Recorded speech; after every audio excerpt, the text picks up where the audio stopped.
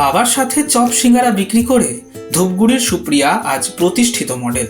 এমনই ধূপগুড়ির একজন যুবতী যিনি বাবার সাথে বাজারের দোকানে চপ ও সিঙ্গারা বিক্রি করে ইচ্ছে শক্তির জোরে আজকে নিজেকে প্রতিষ্ঠিত মডেল হিসেবে তৈরি করেছেন।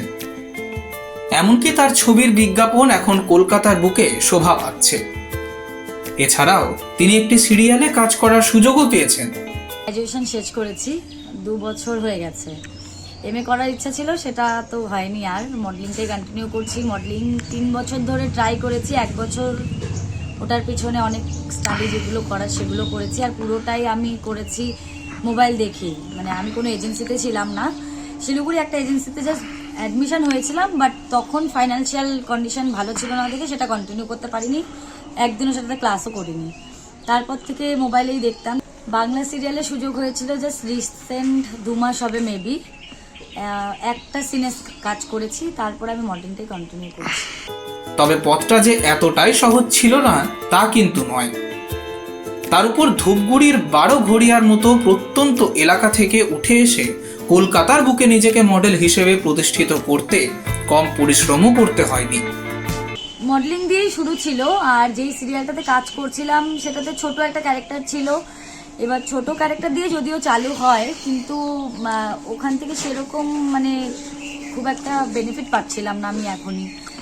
তাছাড়া আমার মডেলিং ক্যারিয়ার থেকে যেটা পাচ্ছিলাম সেটা দিয়ে আমার অলরেডি মানে আমার ফ্যামিলি চলে বা সব কিছু চলে। তো মডেলিংয়ের উপর ডিপেন্ডেন্ট আমি, সেজন্য সিরিয়ালটাকে জাস্ট স্টপ করেছি। আবার করব, ভালো প্রজেক্ট সামনে আসলে অবশ্যই করবো। হ্যাঁ, সুযোগ আসছে। এবার আমি চাচ্ছি যাতে কোনো টকিং থাকে, মানে যেখানে আমার অভিনয়টা আমি দেখাতে পারবো, সেরকম কিছু কাজ আসলে অবশ্যই করব।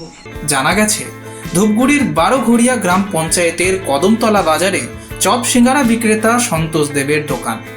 সেখানে বাবার সাথে চপ সিঙ্গারা বানাতেন সন্তোষ বাবুর বড় মেয়ে সুপ্রিয়া।